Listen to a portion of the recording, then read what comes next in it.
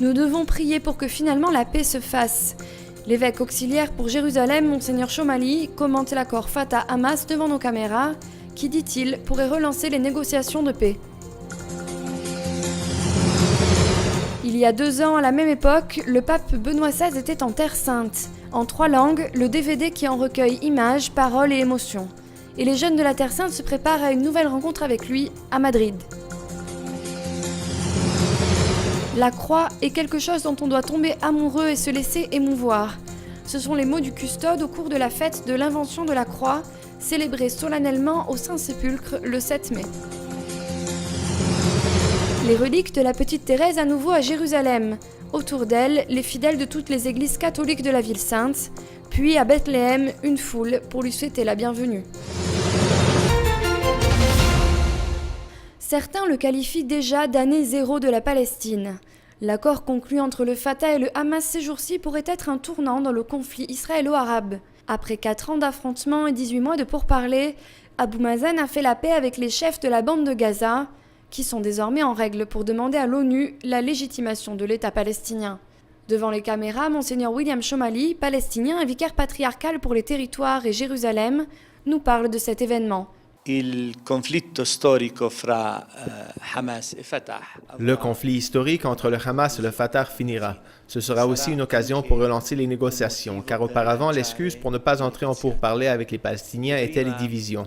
Désormais, il n'y a plus de divisions et cela devrait aider les négociations entre les 2 entités, Israël et les Palestiniens. Autrement, nous avions 2 entités palestiniennes pour négocier avec Israël, et cela n'est pas possible.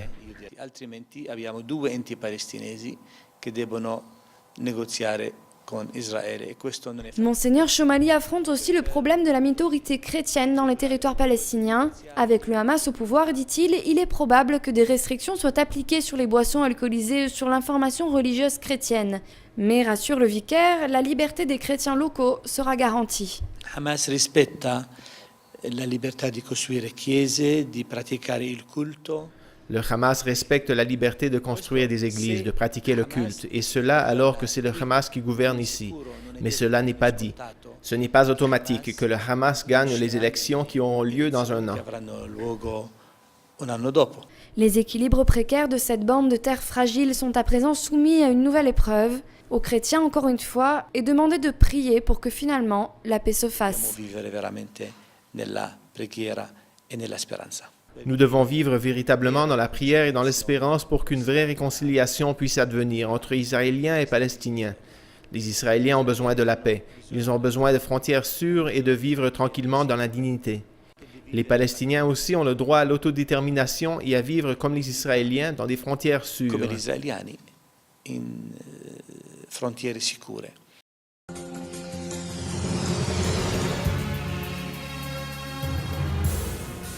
Deux ans après la visite historique de Benoît XVI, les jeunes de Terre Sainte se préparent à une nouvelle rencontre avec le pape.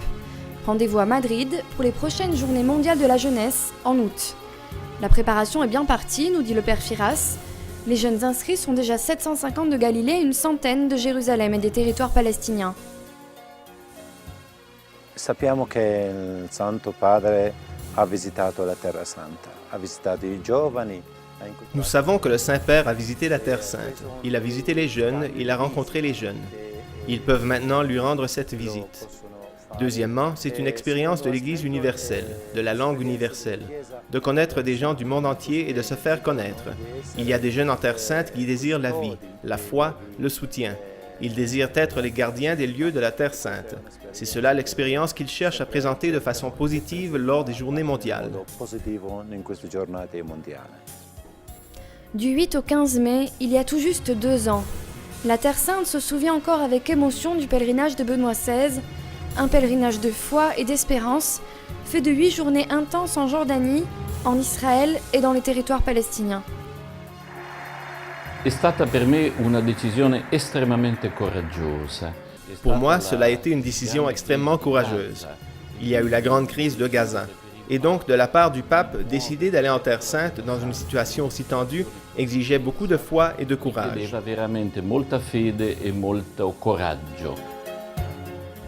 En Jordanie, une direction claire et précise, celle du respect et de l'écoute de tous, ainsi que celle de la liberté religieuse, lors de la rencontre chaleureuse avec le petit troupeau.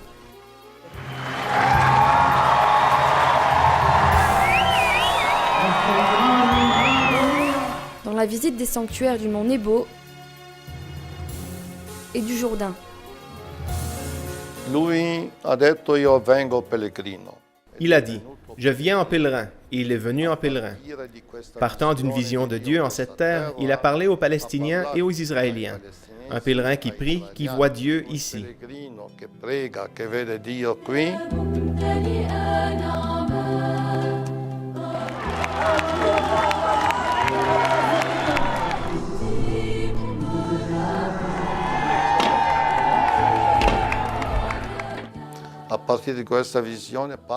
Et à partir de cette vision, il parle avec toute la réalité humaine, politique ou autre.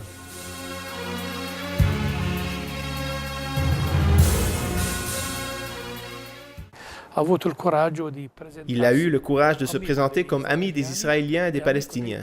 Outre un homme de dialogue, c'était aussi un homme d'œcuménisme. Des paroles, des images, des émotions recueillies dans un documentaire pour se souvenir, comprendre et prier, un DVD en 3 langues, italien, anglais et arabe.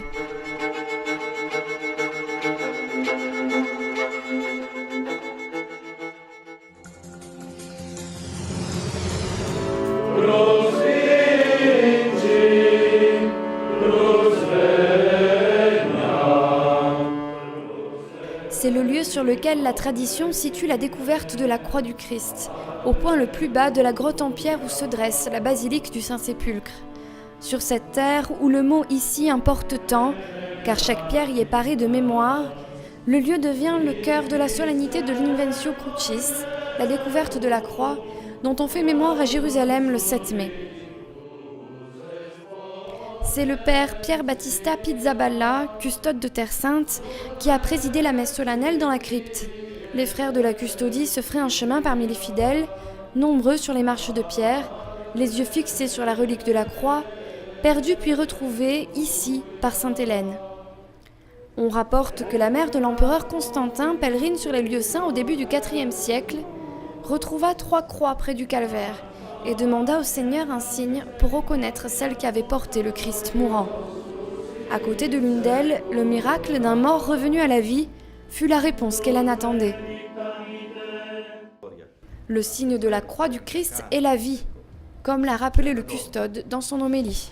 Possiamo dire che ogni evento legato alla salvezza Nous pouvons dire que chaque événement lié au salut, ou plutôt à la façon dont Dieu aime le monde, a quelque chose de semblable au cœur de la femme, ou plus généralement à ce qui concerne le cœur.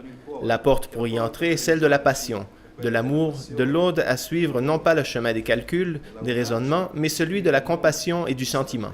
compassione e del sentimento. La croix, ajoute encore le père Pizzaballa, ouvre tout le mystère de l'homme sans rien exclure. La croix ne peut être comprise, on doit s'y attacher, en tomber amoureux, s'en étonner et s'en émouvoir. Anche lì dove prima aveva regnato la morte. Les pétales de rose préparent la route pour la relique en bois qui porta le corps du Sauveur. Du lieu de l'Inventio débute la procession qui remonte de la crypte pour faire 3 fois le tour de l'édicule de l'Anastasis.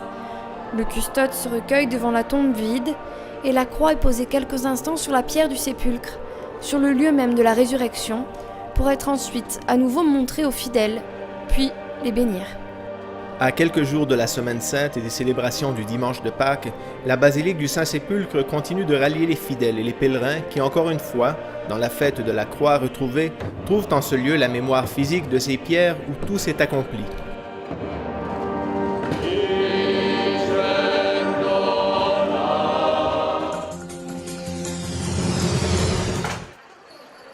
Sainte Thérèse de l'Enfant Jésus a été accueillie avec joie et beaucoup de dévotion à son retour à Jérusalem, où elle était arrivée il y a un peu moins de 2 mois au début de son pèlerinage, au cours duquel ses reliques ont parcouru les lieux de la Terre Sainte.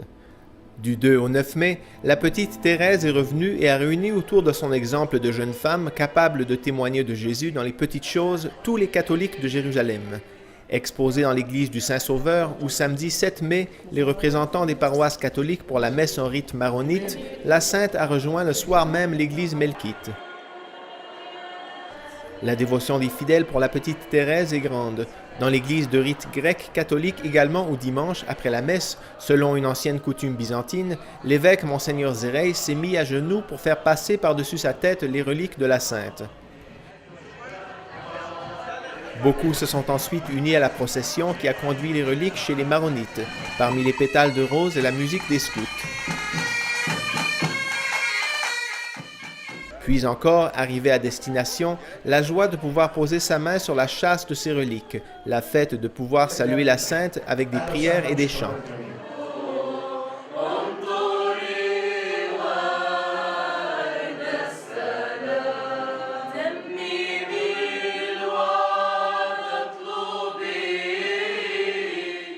Une fête qui s'est répétée l'après-midi suivant à Bethléem, quand de très nombreuses personnes ont salué l'arrivée de Thérèse. Des drapeaux, beaucoup d'enfants, des femmes en habits traditionnels. Les rues étaient remplies pour souhaiter la bienvenue aux reliques, portées par les étudiants du Terra Sancta College de Bethléem, pendant que les filles de l'école Saint-Joseph lancent des pétales et lèvent les étendards à l'effigie de Thérèse. L'église du Carmel, où les reliques ont été posées à côté de celle de Bienheureuse Marie de Jésus crucifié, est restée ouverte jusqu'au soir pour permettre à tous d'aller y prier. Le jour d'après, ils étaient encore nombreux à accompagner Thérèse en procession dans la vieille ville jusqu'à Sainte-Catherine pour la messe. Thérèse est la sainte de l'enfant Jésus, a dit le curé de Bethléem, le père Marouane, pendant l'homélie. Un dernier cortège, enfin, a conduit les reliques jusqu'à la grotte du lait, sans que jamais ne s'éteigne la joie et le chant des chrétiens de Bethléem.